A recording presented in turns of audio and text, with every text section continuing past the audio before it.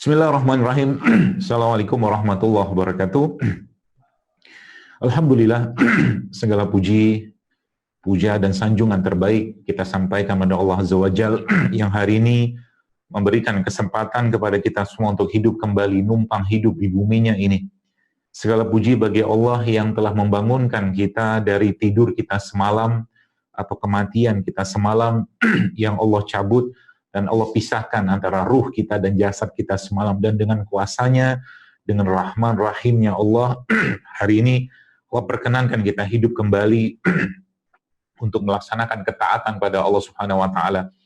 Segala puji bagi Allah yang hari ini menjadikan jantung saya, jantung Bapak Ibu sekalian berdetak, berdenyut tanpa kita perintahkan. Darah yang ada dalam tubuh kita saat ini pun berjalan mengalir tanpa kita perintahkan. Mata kita berkedip dengan kuasa Allah, tangan kita, kaki kita, bahkan yang bisa menghadiri majelis ini secara offline, bukan karena kita punya kaki, bukan karena kita punya tangan, tapi karena Allah berkehendak kita hadir hari ini. Maka alhamdulillah sebuah kata yang luar biasa besar yang membuat harusnya seorang mukmin itu punya motivasi hidup yang sangat besar, punya motivasi hidup yaitu sebuah pertemuan yang agung, sebuah pertemuan dengan Dia nanti di yaumil hisab, dan pastinya nanti insya Allah di surganya Allah ketika sang mukmin tadi bisa menatap dan melihat wajah Allah seperti halnya kita melihat rembulan yang indah di malam hari. Dan itulah yang diajarkan oleh baginda Nabi SAW, seorang yang Allah utus kepada kita semua sebagai uswah, sebagai teladan, sebagai manusia yang fisiknya, akhlaknya, nasabnya, semua Allah sempurnakan. Bahkan luar biasa kalau kita bicara tentang ketampanan Nabi kita SAW, ya Nabi Yusuf ya hanya sepertiga gantengnya dari tampannya Nabi SAW. Maka kita bersyukur ditetapkan Allah, ditakdirkan Allah menjadi umat baginda Nabi SAW.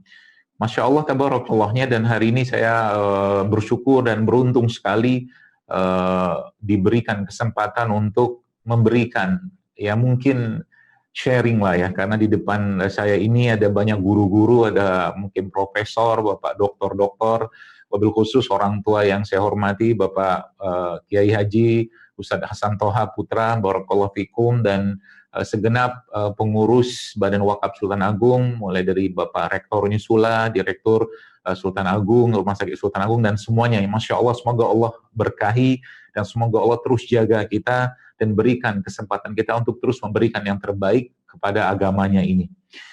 Bapak Ibu sekalian yang saya hormati dan saya muliakan, mungkin kalau kita bicara dengan sesuai dengan tema yang hari ini kita jadwalkan tentang bagaimana rahasia pola sehat hidupnya Nabi kita SAW, maka sebenarnya ini tidak lain bukan kembali kepada amanah. Amanah tadi mungkin Ustadz Hasan Toha sudah menjelaskan tentang amanah, tentang pentingnya kita menjaga amanah.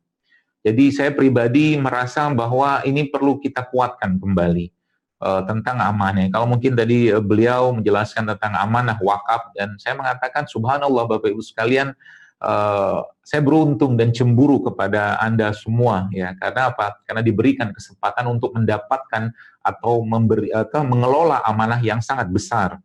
Subhanallah, saya katakan ini peluang yang sangat besar, dan Allah sendiri memang menjelaskan dalam Al-Quran, ya, dalam surat Al-Mu'minun yang kita sering pun mendengar yang auzubillahi minasyaitonir rajim, wallazina hum li amanatihim wa ahdihim ra'un, dan orang-orang yang memelihara amanat-amanatnya atau janji-janjinya. Maka kalau Anda pernah pergi pastinya pergi insya Allah ya ke Saudi atau ke Mekah. Di Mekah kita tahu bahwa di sana ada dua masjid besar, yaitu masjid Mekah, Masjidil Haram, dan satu lagi Masjid Nabawi.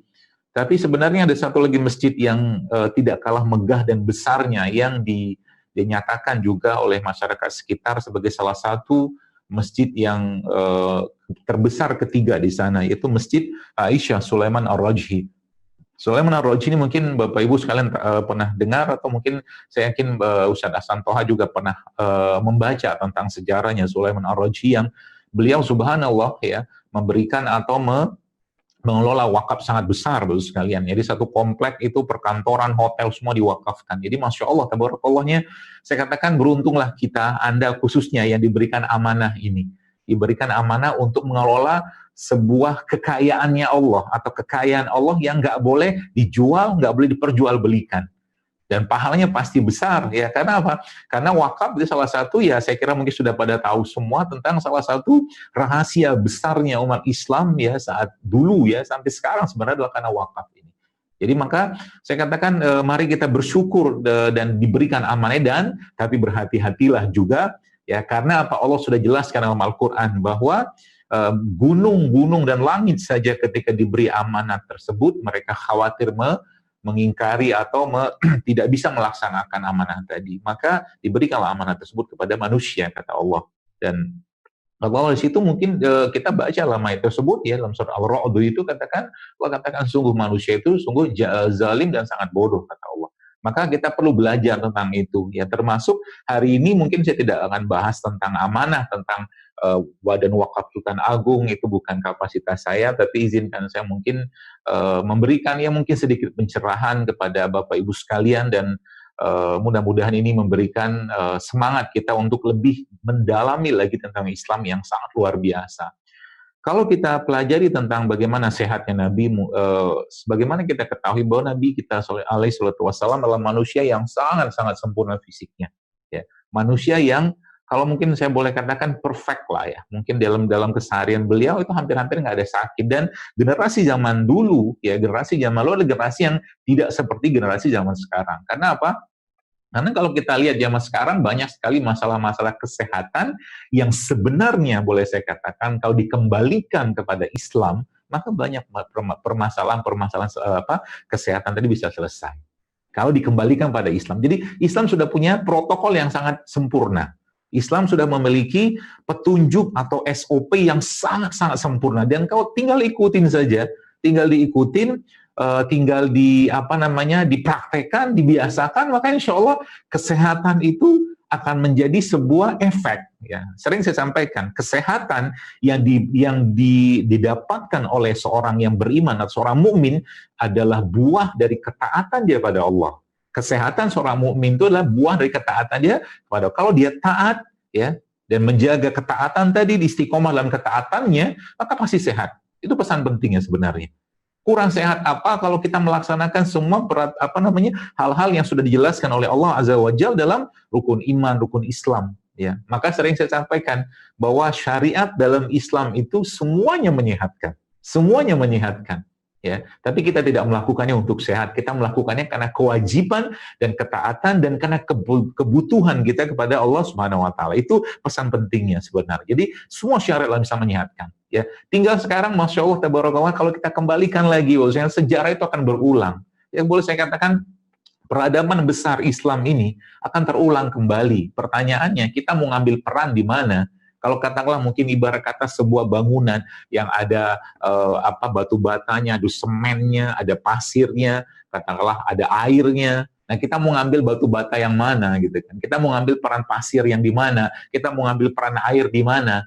Maka saya katakan peluang-peluang besar itu sekarang ada di depan kita. Sekarang kita lihat mahat tahfiz, ya, atau mungkin pesantren-pesantren menghafal Quran atau kelas-kelas menghafal Quran semakin banyak di mana-mana. Kita lihat sekarang orang juga mulai melatih dirinya dengan keterampilan atau olahraga-olahraga yang berhubungan dengan sunnah-sunnah baginda Nabi seperti memanah, ya, mungkin ada berkuda segala macam. Masya Allah, ini merupakan tanda, tapi belum, masih bibitnya saya katakan. Termasuk dari apa yang saya sebutlah mungkin kegelisahan. Saya katakan waktu awal saya terjun dalam dunia Tibun Nabawi atau kesehatan Islam ini, saya katakan harusnya Islam memberikan pedoman yang jelas tentang itu. Ada teman-teman yang bekerja di rumah sakit, uruslah, ya, di sana dengan baik. Tapi ingat, pesan yang disampaikan adalah pesan yang harusnya membuat orang yang sakit ketika mereka sakit dan sembuh, mereka makin dekat dengan Allah, bukan cuma sekedar mengobati penyakitnya. Kalau dia datang dalam kondisi berpenyakit, dengan penyakit dan diobati dan diizin Allah dengan disembuhkan, dan dia kemudian dengan takdir Allah, misalkan dia tidak sembuh dan akhirnya dia mati, maka antarkanlah kematian mereka dalam husnul khotimah. Maka dalam Islam, Bahkan ada konsep rumah sakitnya yang disebut dengan Bimaristan. Bimaristan ini dalam dulu, sekarang subhanallah waktu saya baca tuh kagumnya luar biasa. Dan konsep-konsep itu ada. Ya. Dalam Islam tinggal kita baca, dan buku-buku yang menceritakan tentang itu juga sudah sangat banyak, tinggal di-download saja. Nah, termasuk juga kalau kita bicara tentang kesehatan atau pola-pola makan Nabi yang sekarang boleh saya katakan sangat-sangat up to date. Sangat-sangat up to date. Mulai dari proses pembersihan. Jadi kalau boleh, saya sempat bikin survei sederhana, Bapak Ibu sekalian yang saya hormati.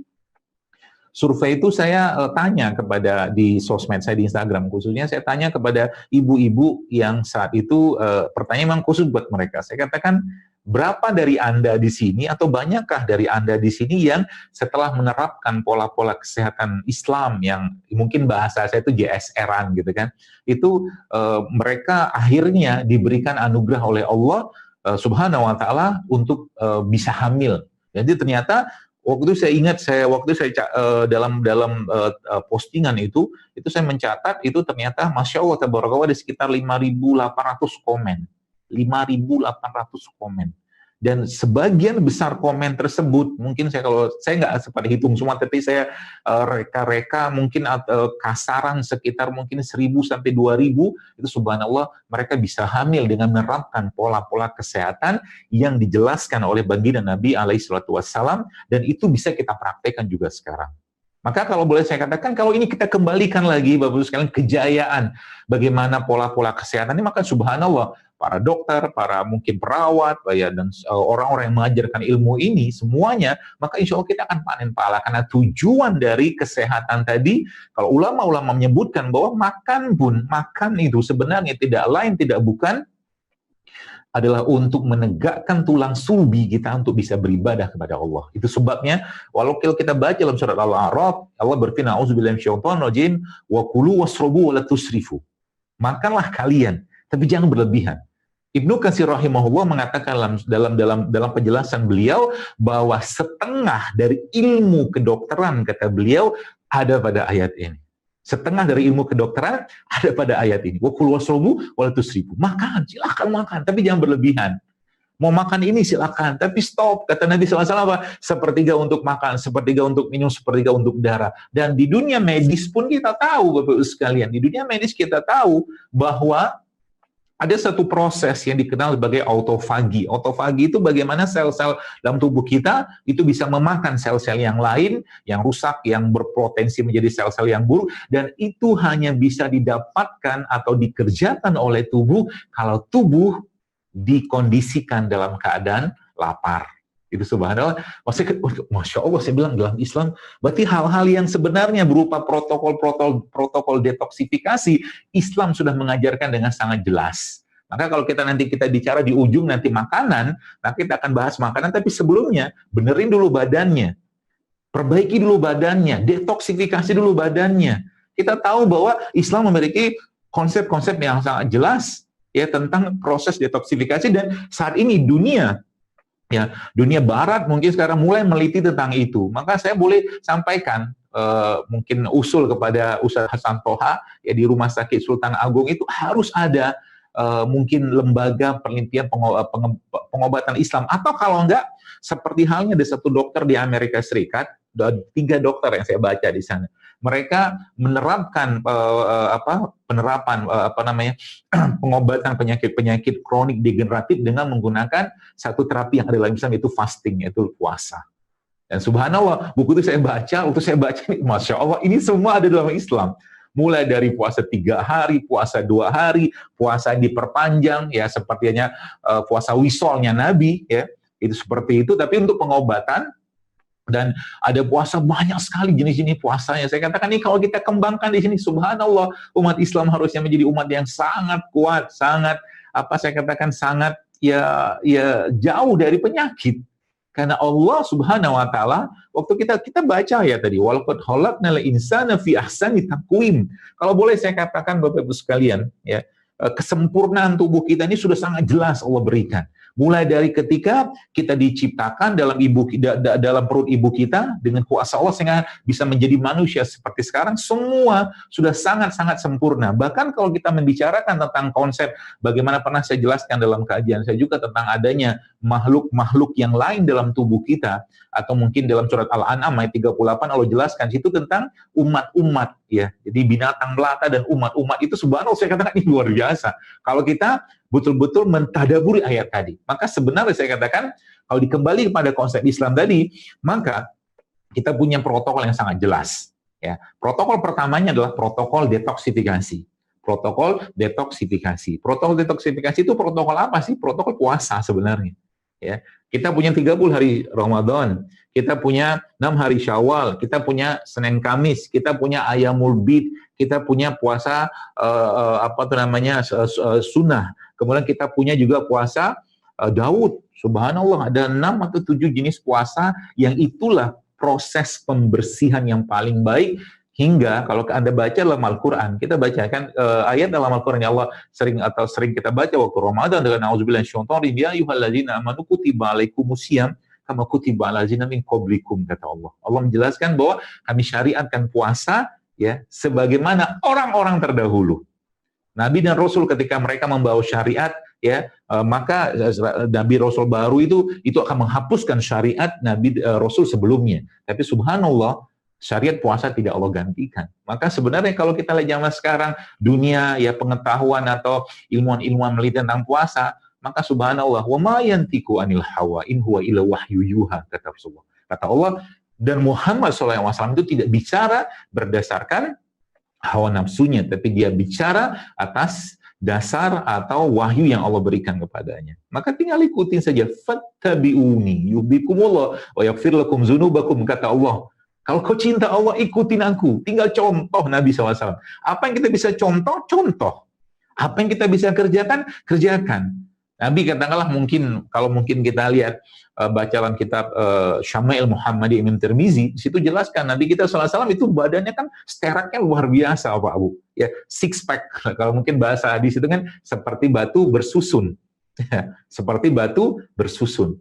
Steraknya luar biasa. Oke lah, katakanlah nggak bisa six pack, tapi bagaimana pola makan Nabi, keseharian Nabi, dan apa yang beliau makan kita bisa contoh. Karena apa? Saya yakin kalau seandainya nih, misalkan sebelah mungkin di zaman sekarang, misalkan maaflah ada minuman soda gitu kan, atau minuman yang tidak sehat atau makanan yang tidak sehat. Sebelah mungkin apa ya? Susah saya jemputin banyak sih. Sebelah mungkin soda lah ya, soda. Ya, kalau soda itu ya zaman dulu ada, ya saya yakin Nabi nggak bakal mau minum tuh soda. Ya, seperti itu. Kenapa? Karena Nabi tahu masalahnya, gitu kan. Apa yang akan didapatkan atau dihasilkan tubuh ketika atau terjadi pada tubuh kalau orang itu minum yang tidak. Maka saya katakan Bapak sekalian, kita akan gini. Ada postingan saya terakhir, saya katakan percuma kita bicara peradaban dan perjuangan di depan sana kalau urusan makanan saja kita tidak bisa kendalikan. Sudah tahu nggak sehat, masih juga dimakan. Itu namanya apa? Saya nggak tahu namanya apa, tapi mungkin zolim. Ya, mungkin tidak sampai pada kategori zolim, tapi ya cobalah berpikir. Ya, sudah jelas-jelas. Makanya saya katakan beruntungnya kita ya dijadikan umat baginda Nabi SAW. Kenapa? Karena semua orang kan diberi bekal nafsu, Bapak Ibu sekalian. Diberi bekal nafsu. Ya, maka kalau mungkin saya disajikan di depan kita makanan, semua makanan, bawaan tuh pengen makan terus. Ya, supaya nggak makan terus, apa yang terjadi? Allah stop. Ya, stop dengan cara apa? Diwajibkan puasa. Ya, supaya terus badannya melakukan proses pembersihan, diberikan petunjuk adanya puasa-puasa sunnah. Dan mudah-mudahan Bapak Ibu yang menyaksikan atau mengikuti kajiannya sudah selesai puasa sunnah Syawalnya. Kalau belum, masih ada waktu sekitar 20 hari lagi ke depan untuk kita dapat paket medical check up 1 tahun. Bahasa saya, paket medical. Kenapa? Kata Nabi SAW, 30 hari Syawal, 30 Ramadan ditambah dengan 6 hari Syawal sama dengan puasa 1 tahun. Jadi bayangkan kita dapat paket MCU 1 tahun dari Allah melalui lisan Nabi, baginda Nabi SAW. Subhanallah. Apalagi ada puasa Asyura. Puasa Asyura kan setahun sebelumnya dan setahun sesudahnya. Pakai 2 tahun kalau bahasa saya. Subhanallah ya. Nah, manfaatkan paket-paket tadi, ya, paket-paket kesehatan tadi. Ya, kendalikan. Umar Al-Faruq, seorang dokter Umar Al-Faruq katakan apa? Hunger is the first element of self-discipline. If you can control what you eat and what you drink, you can control everything else. Kata dia gitu.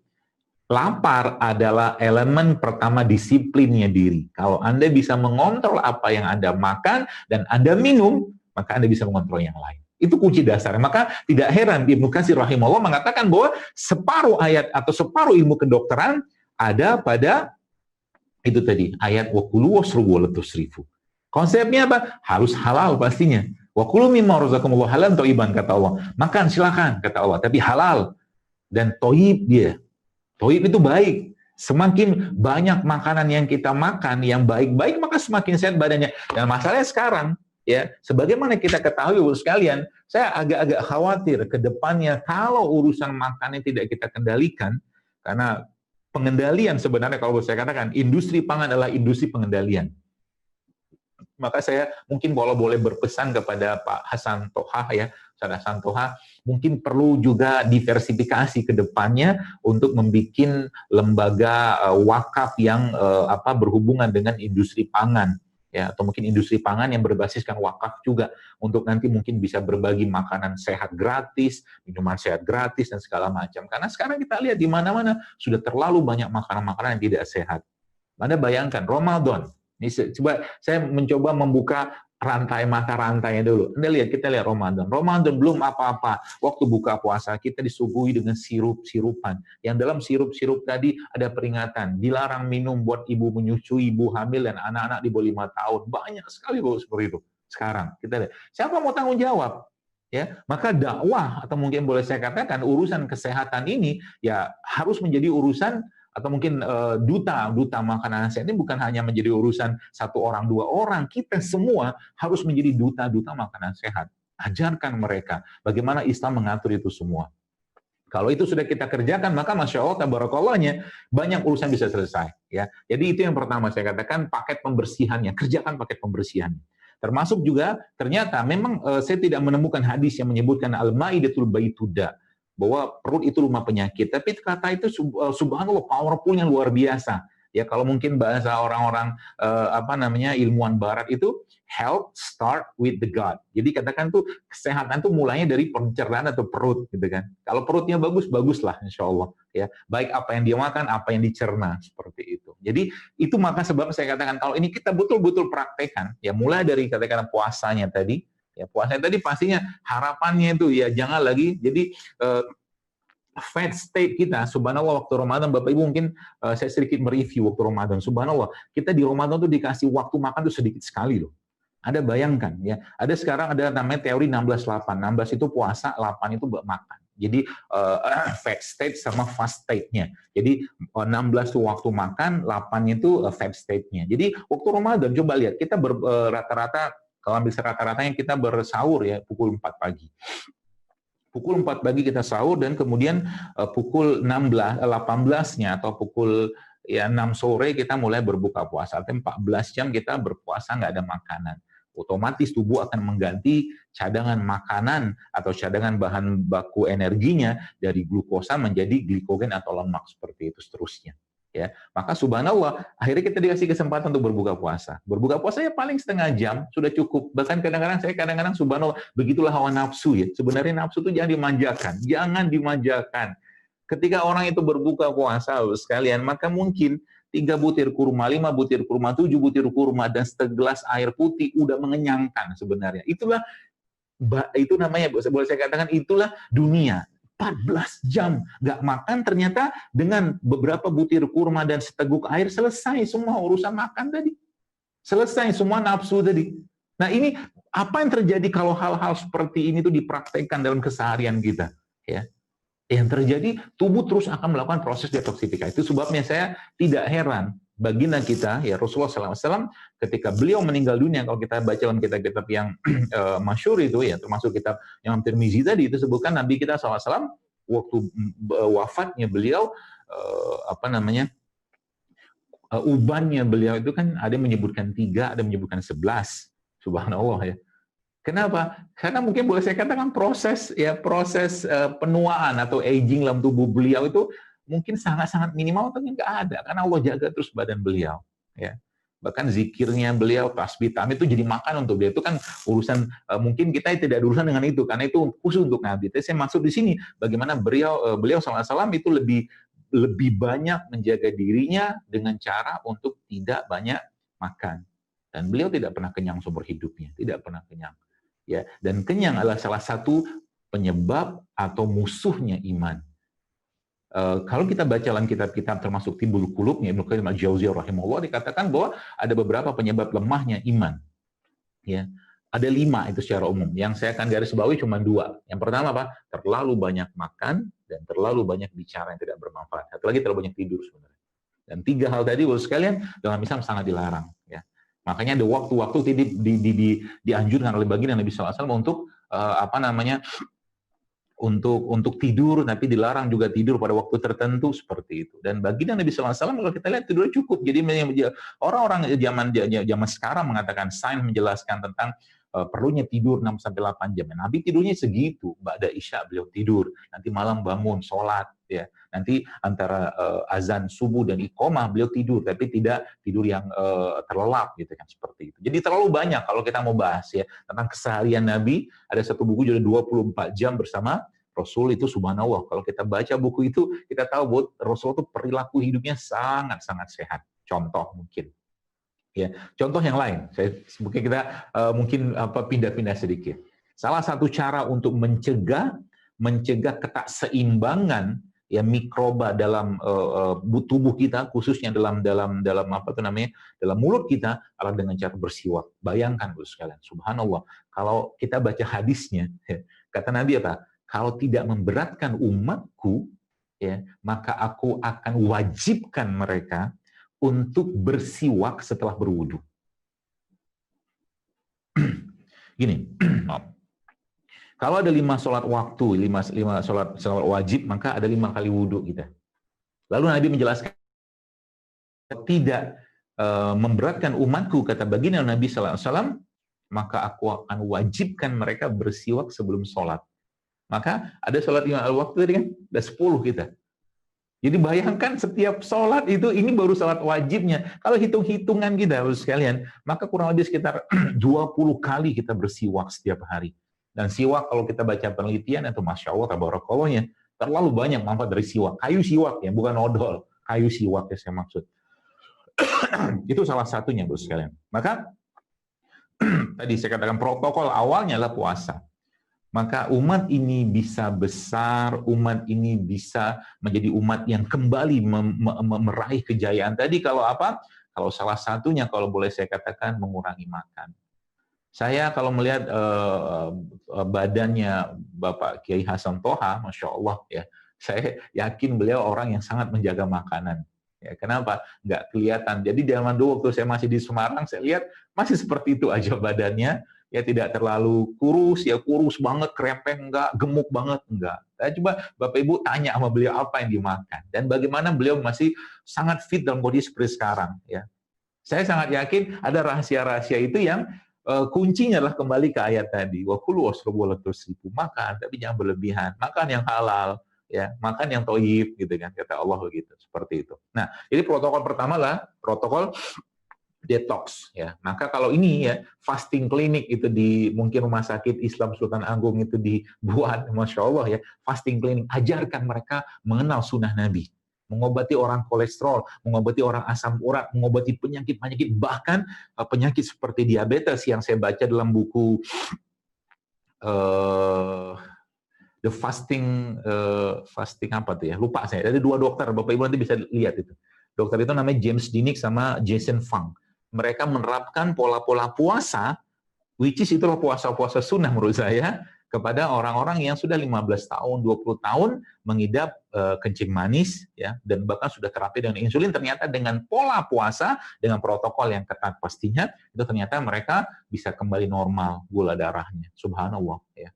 Maka saya katakan kalau ini kita bisa kembalikan lagi hal kita, selain dapat pahala, ya, kita juga mengajak orang untuk kembali kepada sunnah baginda Nabi Shallallahu Alaihi Wasallam. Itu yang pertama. Yang kedua, protokol detoksifikasi. Bagaimana konsep Tibbun Nabawi adalah mengeluarkan, jadi membersihkan juga mengeluarkan. Maka Islam, mungkin Bapak Ibu sudah pernah mendengar hadis ini ya, Hadis yang berbunyi kata Nabi SAW, "Asyifa'u fi salasatin syarbatil 'asal, wa syartahtil mihjam wa kaitin nar." Kata Nabi SAW, kesembuhan itu ada 3 kata Nabi. Yang pertama apa? Meminum madu. Ya, syarbatil 'asal. Maka dalam madu ada kesembuhan. Ya. Maka konsep pengobatan Islam itu wajib ada madunya. Dan kalau kita dalam keseharian kita, saya sarankan, jangan pernah ketinggalan madu di rumah. Jangan pernah ketinggalan madu, minum madu di rumah. Bahkan ada di lain hadis yang lain ada yang menjelaskan bahwa rumah yang di dalamnya ada kurma, maka rumah tadi tidak akan kelaparan. Maka di luar Ramadan pun di rumah harus ada kurmanya. Ya, ngambil berkahnya di situ. Kemudian syarbatil 'asal kata Nabi, meminum madu. Ya. Jadi minum madu efeknya apa? Udah banyak penelitian, Bapak Ibu bisa baca deh, gitu kan. Ya, bisa baca. Tapi kan dia kudu rutin, gitu kan. Nggak cukup cuman sekedar sekali 2 kali minum, gitu kan. Makan gorengan sekali-sekali silakan, ya, nggak masalah. Bikin sakit nggak? Mungkin nggak bikin sakit, tapi ada juga orang yang gara-gara makan 1 kali 2 kali langsung badannya bereaksi. Tapi kalau saya katakan makan sayuran, buah-buahan sekali-sekali ya tidak akan membuat badan sehat. Artinya apa? Kebiasaan hidup sehat ini kita harus ciptakan. Yang pertama tadi kita kembali hadis tadi, syarbatil 'asal. Yang kedua apa? Syartahtil mihjam kata Nabi. Berbekam. Coba pikir baik-baik. Kamar kita renungkan baik-baik. Apa perenungannya, Bu sekalian? Saat ini, kemarin kita sudah masuk ke tanggal 15 kemarin, ya, 15 Syawal, ya. Dari mulai Jumat, Sabtu, Ahad. Ada 13, 14, 15, kita disunnahkan baginda Nabi SAW yang itu disebutkan juga penelitian di California, seingat saya, ternyata puasa 3 kali sebulan, ya, itu menyebut, dalam penelitian tersebut disebutkan, itu bisa memperbaiki, imunitas atau kekebalan tubuh kita. Lalu Nabi mengajarkan lagi apa? Di skip 1 hari pada tanggal 6. Ini kan 16 Syawal. Maka kata Nabi apa? Ada hadis lagi Nabi menyebutnya bahwa berbekam pada tanggal 17 atau 19 atau 21, maka itu akan menyembuhkan penyakit. Maka subhanallah sekalian, kalau protokol ini kita pakai, detoksnya dapat, ngebuang yang nggak baik yang dalam tubuh kita dengan berbekam atau hijauan itu dapat. Itu protokol detoksnya, saya katakan. Ya, selain dapat pahala, kita juga dapat manfaat, ya. Karena Islam bicaranya fungsi manfaat itu aja. Ya, kalau nggak bermanfaat bagi tubuh, termasuk kalau kita makan jangan dimakan. Ngapain dimakan? Ya, kalau nggak bermanfaat, kalau cuma sekedar camilan saja, misalkan kita mau makan, ya silakan. Tapi kalau lama-lama makan sesuatu yang nggak bermanfaat, ya subhanallah, tubuh kita juga akan, bahasa saya itu ngomel gitu kan. Maka protokol tadi dipakai lah ya untuk kita semua, dan saya menasihati diri saya pribadi Bapak sekalian ya, bahwa iman kita itu ya akan lemah dengan banyaknya makan. Ya, iman kita itu bisa lemah dengan banyaknya makan, terlalu banyak makan, terlalu banyak tidur, terlalu banyak bicara nggak bermanfaat. Lemah iman kita. Ya, subhanallah. Nah, lalu selanjutnya Bapak sekalian, kita kembali ke bagaimana Allah menjelaskan tentang itu semua. Maka pengaturan selanjutnya, ya mungkin pengaturan selanjutnya adalah pengaturan tentang bagaimana pola makan.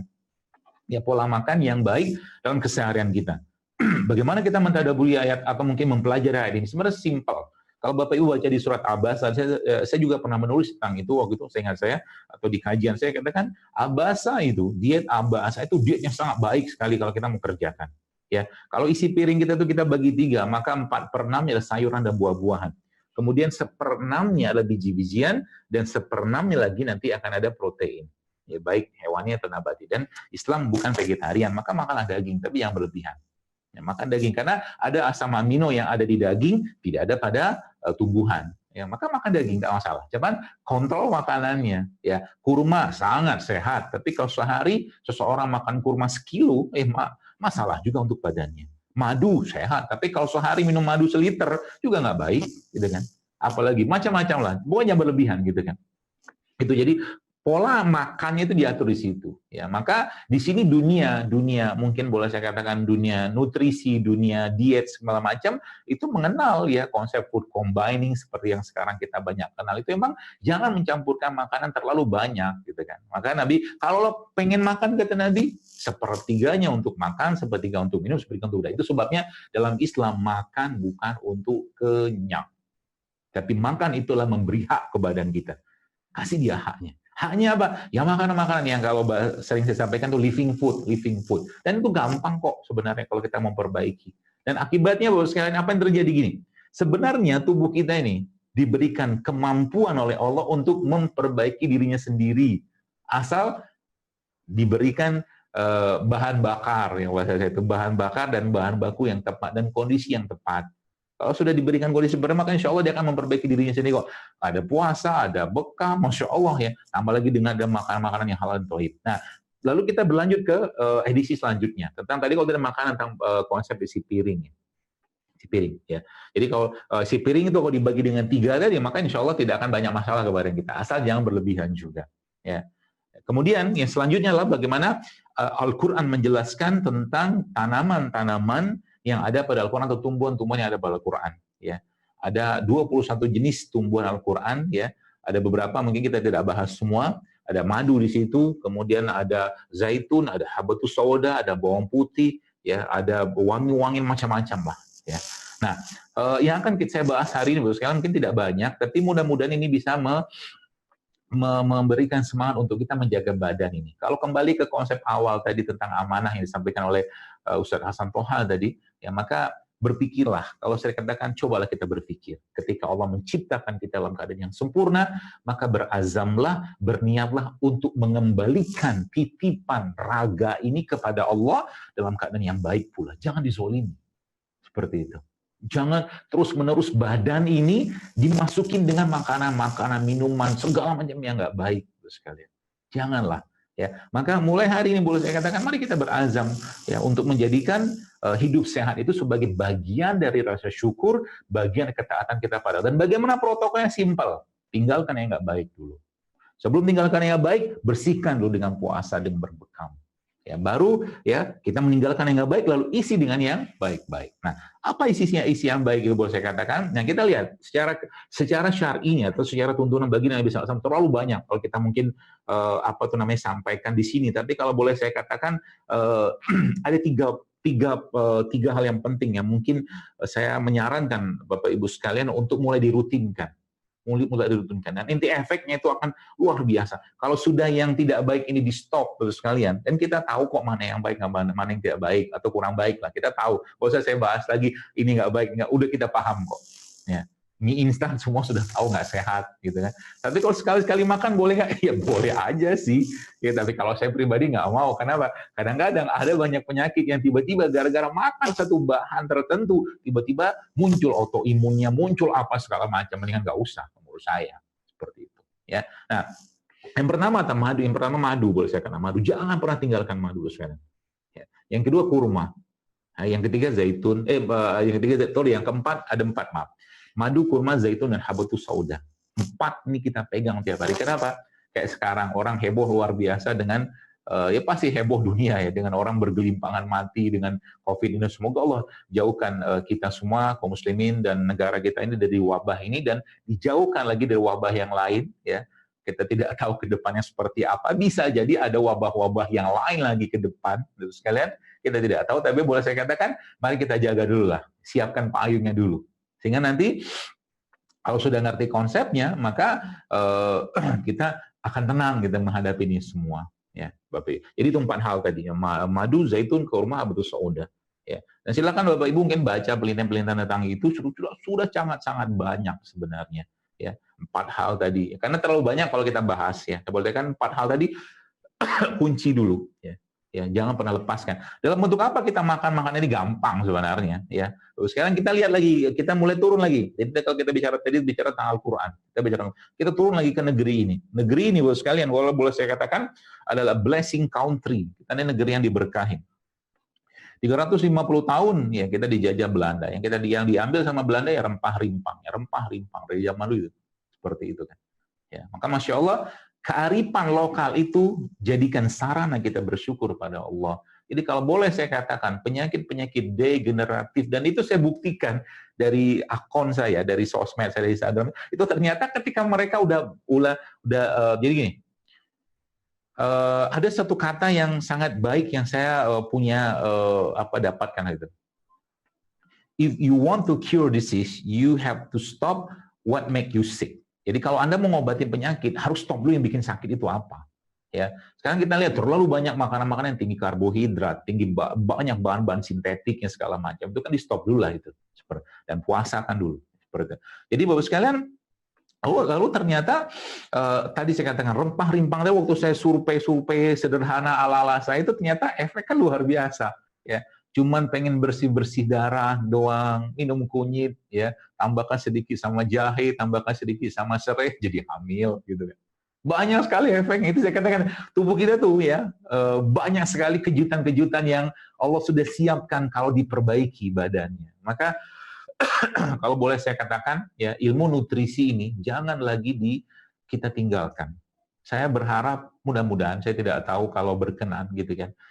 Saya bukan ahlinya, kayak kalau saya cuma provokator, komparatornya aja. Ya, saya bagian buka pintu di masjid saja. Saya cuma bagian untuk mengajak masyarakat kembali pada konsep ini saja. Di belakang harapan saya ke depan banyak lagi, ya sebulan mungkin zaidul-zaidul yang lain yang mau mengambil peran ini. Bagaimana dari hulunya pertanian kita sudah perbaiki sampai ke hilirnya, ya end produknya kita sudah perbaiki. Jadi gambaran dalam benak saya itu sudah ada sebenarnya, saya cuma sendirian, saya butuh. Jadi kalau mungkin boleh saya katakan di Unisulam itu sudah mulai saran saja mungkin kepada Pak Rektor dan Ustadz Hasan ya mungkin diajarkan mereka tentang nutrisi Islami itu seperti apa. Ya, ajarkan kepada para dokter-dokter perawat itu sehingga nanti mereka bukan hanya menjadi para dokter yang bergantung pada obat-obatan saja, tapi juga dari apa yang Allah tumbuhkan, Allah ciptakan di langitnya, di buminya ini khususnya itu bisa menjadi sarana pengobatan. Ya, kan itu terlalu banyak saya katakan penelitian-penelitian tentang itu. Ya, harapan saya begitu. Sebab apa? Kalau ilmu tidak kita kuasai, nanti lagi-lagi ya orang-orang non Muslim, orang kafir ya bahkan musuh-musuh Islam nanti akan mengendalikan itu semua. Ya, jangan sampai kita Islam sudah sangat sempurna, udah contoh saja. Terlalu banyak kitab-kitab pengobatan yang kita mau bahas sekarang. Saya waktu dengan salah satu seorang ustadz kita mengadakan diskusi lah, bahkan kita bikin video bareng itu saya kagum luar biasa sekalian. Kenapa kagum itu ternyata literatur tentang pengobatan kesehatan tuh ratusan, Pak, ratusan. Tapi masih bahasa Arab gitu kan. Dan itu kalau kita gali semua, subhanallah ya. Kanun of Medicine Ibnu Sina itu kan ada berapa jilid tuh? 5 jilid sehingga saya itu saya sempat pengen beli juga itu waktu itu belum kesampaian, tapi itu hanya satu dari mungkin saya boleh katakan ribuan ya kitab-kitab pengobatan yang ada. Ya, termasuk kitab tentang bagaimana nutrisi ya, berperan dalam pengobatan. Ya, itu sangat penting sekali. Jadi nanti ke depannya apa? Ya rumah sakit ya tidak hanya mengurusin orang-orang yang sakit saja, tapi nasihat-nasihat kesehatan, nasihat-nasihat bagaimana cara menjaga jantung, menjaga ginjal, menjaga otak, menjaga segala macam organ yang ada pada badan kita ini. Nah, itulah sebenarnya esensi pengobatan, ya. Bukan hanya mengobati saja, tapi ada sisi-sisi yang kita harus jaga kesehatan tadi. Dan itu mungkin kalau boleh saya katakan ya jujur-jujuran agak terlupakan di sini. Ya. Nah, kita kembali ke dua hal tadi bersama. Jadi ada nutrisi Qur'annya. Ya, kalau sudah nutrisi Quran pasti baik. Udah dimanapun kita berada, maka makanlah itu. Ya, maka makanlah itu sebagai kasih sayang dan rahmat dari Allah. Saya kan ada madu, kurma, zaitun, habatus sauda. Yang pertama itu. Yang kedua apa? Kearifan lokalnya. Seperti saya jelaskan tadi. Ya, kurang lengkap apa Indonesia ini, Bapak sekalian. Ya, kita punya rempah luar biasa, kita punya rimpang luar biasa. Saya banyak ada beberapa pasien-pasien saya itu, ya sebelah mungkin jamaah juga yang konsultasi segala macam itu kayak mungkin beberapa kasus-kasus seperti psoriasis ya atau mungkin gatal-gatal yang udah tahunan gitu ternyata modal jahe, lengkuas ya, serai ya itu diminum kemudian dibalurkan ke bagian badan tadi yang gatal-gatal ternyata tidak lama cuma timbun modal 3 hari saja selesai gitu kan. Subhanallah. Maksudnya Allah yang menciptakan itu semua di negeri kita ya. Ya. Maka kalau boleh saya katakan ambillah kekayaan ini ya. Tadi di luar yang tadi sudah dijelaskan oleh Al-Qur'an dan sunnah-sunnah Nabi SAW. Jadi ada rempah, ada rimpangnya ya. Ada mungkin terlalu banyak kalau kita sebutkan, ada ketumbarnya, ada kayu manisnya, ada serainya, ada jahe, kunyit segala macam. Ini boleh saya katakan protokolnya kalau boleh saya katakan untuk penyakit-penyakit degeneratif di masa depan itu ya ini sebenarnya. Ditambah lagi dengan puasa. Ya, ditambah lagi dengan puasa, tambah lagi dengan bekam. Udah cukup sebenarnya. Bagaimana proses autofagi, detoksifikasi, otolisis semua terjadi dengan syariat ini gitu kan. Subhanallah ya. Maka apa saya katakan tadi ya, petunjuk itu semua jelas dalam Islam. Dan ditambah lagi dengan Mungkin sedikit cerita tentang bagaimana kita menjaga keseimbangan, ya. Bagaimana kita menjaga keseimbangan diri kita berupa mikrokosmos, atau ya kalau mungkin di langit kan makrokosmosnya, mikrokosmos. Semua berputar, semua semua apa tuh namanya berputar mengelilingi elektron, sebagaimana alam semesta ini berputar mengelilingi orbitnya masing-masing. Maka mikrokosmos harus dijaga. Siapa pengatur mikrokosmos tadi? Ya, pengatur mikrokosmos tadi adalah satu organ tanda kutip yang Allah titipkan dalam diri kita yang namanya kolbu. Ya, maka konsep sehat dalam Islam ya di luar yang fisik semua tadi itu kembali pada konsep yang sederhana tapi ini powerfulnya luar biasa, yaitu apa? Ala wa inna fil jasad mudghah idza salahat salahat jasad kulluhu wa idza fasadat fasada jasad kulluhu. Dalam tubuh kita terdapat satu segumpal daging, kata Rasulullah. Dia baik-baik semua, dia rusak-rusak semua. Subhanallah. Artinya apa? Kalau Bapak Ibu baca, saya waktu membaca ayat ini, mencoba hadis ini, mencoba mentadaburi segala macam, subhanallah.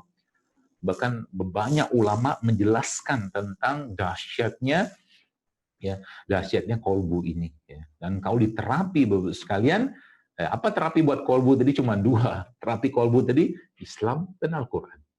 Ya.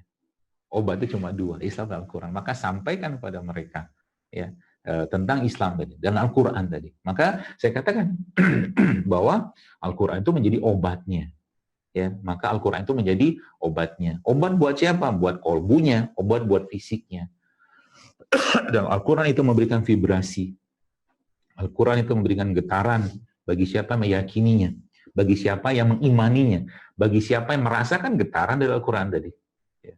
Maka kalau kita jadikan ya kolbunya tadi sehat, ya, kita mulai dari kita sendiri. Ya, bagaimana kita mendekatkan diri kita pada Al-Quran, keluarga kita dengan Al-Quran, maka apapun akan ada jawaban dan solusi dari Allah Subhanahu Wa Taala. Ya, itu konsep dasarnya dalam Islam. Ya, bagaimana caranya? Kita lihat zaman dulu sekalian betapa seorang Ibnu Qayyim al-Jauziyah rahimahullah ketika beliau suatu hari pergi ke Mekah Al-Mukarramah, di sana dia sakit demam, lalu akhirnya orang seperti beliau kan sangat insya Allah sangat soleh, kita tahulah kesolehan beliau. Dengan modal air Zam-Zam, dengan modal Al-Fatihah, dia dinginkan badannya atau demam ya tadi dengan itu semua. Mungkin untuk zaman sekarang hal tersebut ya sebulan mungkin dibaca sekali nggak turun, dua kali nggak turun, tiga. Tapi minimal kita melakukan petunjuk Nabi tadi.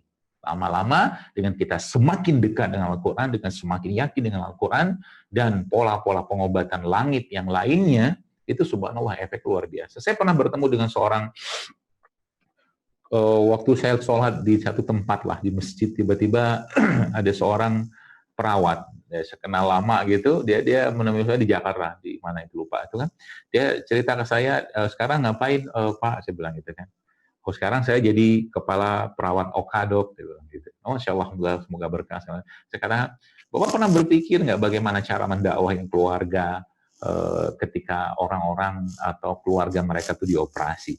Saya bisa bilang begitu ke beliau. Itu gimana dok, kata dia. Saya katakan, sebenarnya gampang kok Pak. Ya gampang. Caranya gimana? Coba Bapak sampaikan kepada keluarganya, Bu, Pak, ya operasi yang dikerjakan ini kita nggak tahu hasilnya seperti apa, hanya Allah yang tahu hasilnya. Kita cuma ikhtiar, kita cuma usaha, dan dengan doa kita mudah-mudahan sesuai dengan harapan. Ya, tapi Anda bisa bantu hasil operasi ini menjadi lebih baik atau mungkin sesuai harapan dengan, saya berharap Bapak Ibu yang ada di sini bisa sholat hajat, di belakang sana ada masjid, bisa sholat hajat, atau mungkin keluarga-keluarga bersedekah untuk kemudahan dan kelancaran serta keberkahan operasi. Karena itu sebenarnya dakwahnya di situ. Jadi kita mulai mendominasikan atau memajorkan, ya, mengutamakan peran Allah ya pada apapun yang kita kerjakan, termasuk dalam bidang kesehatan seperti sekarang. Ya, saya katakan bukan obat ini menyembuhkan, bukan teknologinya, bukan dokternya, bukan perawatnya, bukan herbalisnya, bukan pembekamnya, tapi Allah yang berkehendak itu sembuh. Sebagaimana ada satu kisah yang mungkin Bapak Ibu pernah mendengar, kisah ini ada seorang nabi yang sakit, kemudian dia berdoa kepada Allah, lalu Allah beri wahyu petunjuk pada nabi tersebut untuk memakan beberapa jenis tumbuhan, karena dengan izin Allah siang Nabi tadi sembuh. Tidak lama kemudian sang Nabi sakit kembali dengan sakit yang sama, dia memakan formula yang sama, tapi ternyata Allah tidak sembuhkan dia, dan Allah menyinggungnya, kata Allah, engkau lupa berdoa, kata Allah. Masya Allah, kan? Islam itu sangat-sangat indah. Ya, bagaimana kita menjadikan doa sebagai senjata, zikir pagi petang sebagai perisainya kita, sodako sebagai penolak bala, ada puasa, ada zakat, ada haji, Masya Allah, tabarakallah. Tambah lagi dengan makanan-makanan sehat tadi. Ya, maka kalau itu dikerjakan, kita mulai praktekkan tiap hari ya, insya Allah pasti sehat lah. Mukmin itu pasti sehat. Kalau ngikutin ini tadi, ya, ngikutin apa yang dijelaskan oleh Allah dan Rasulullah SAW, pasti sehat insya Allah. Cuman masalahnya itu nggak semudah itu memang. Nafsunya atau lingkungan kita, ya baru saja mau hidup sehat, tiba-tiba ada teman ngajakin makan ini segala macam. Ya maka ciptakan komunitas yang mengajak atau mungkin membawa kita juga hidup sehat. Karena bahkan dalam urusan agama pun kata Nabi SAW, seseorang itu ya agamanya dengan siapa dia bergaul, gitu kan. Kalau bahasa saya juga dengan kalau urusan makanan juga akan seperti itu. Ya maka mulai mungkin harapan saya mungkin di harapan aja ya. Kalau saya kan nggak bisa memerintah, ya harapan mungkin di rumah sakit disediakan kedai-kedai sehat, ya kedai-kedai jamu atau apapun bentuknya, resep-resep yang ada saya share di IG juga itu Masya Allah silakan diambil sudah.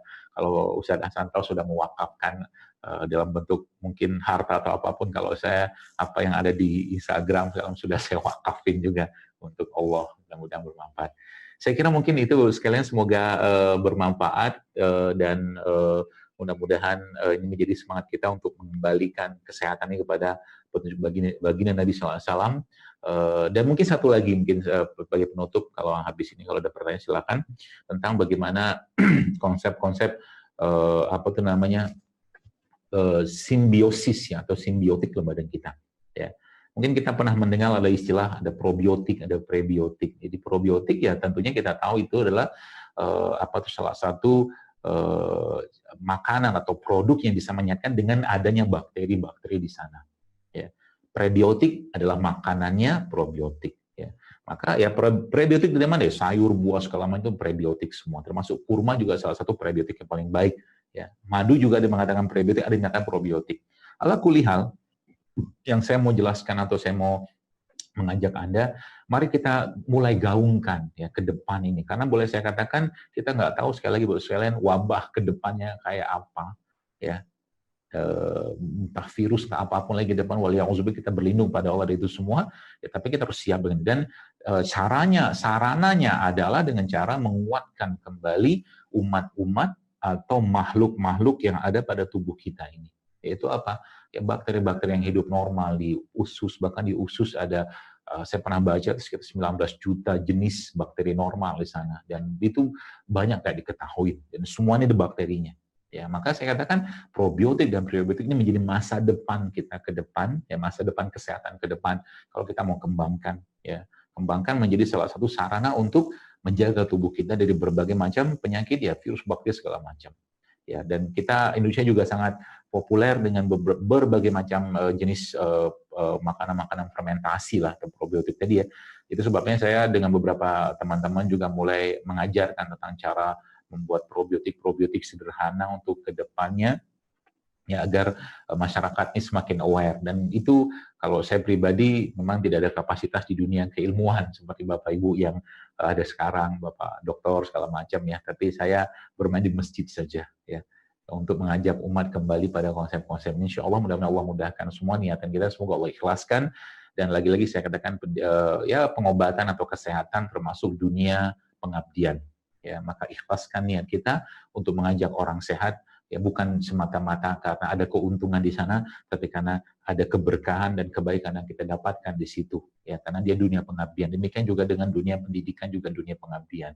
Ya, mudah-mudahan Allah ikhlaskan niat kita untuk berada di dunia tadi, karena saya melihat Badan Wakaf Sultan Agung ini di dunia itu adanya, pendidikan dan kesehatan. Dan siapa tahu nanti ke depan, mudah-mudahan Allah mudahkan suatu hari kelak, mudah-mudahan. Semoga Allah mudahkan Rumah Sakit Islam Sultan Agung bisa menjadi rumah sakit gratis untuk orang-orang yang tidak mampu, bahkan yang mampu pun silakan berobat ke sana.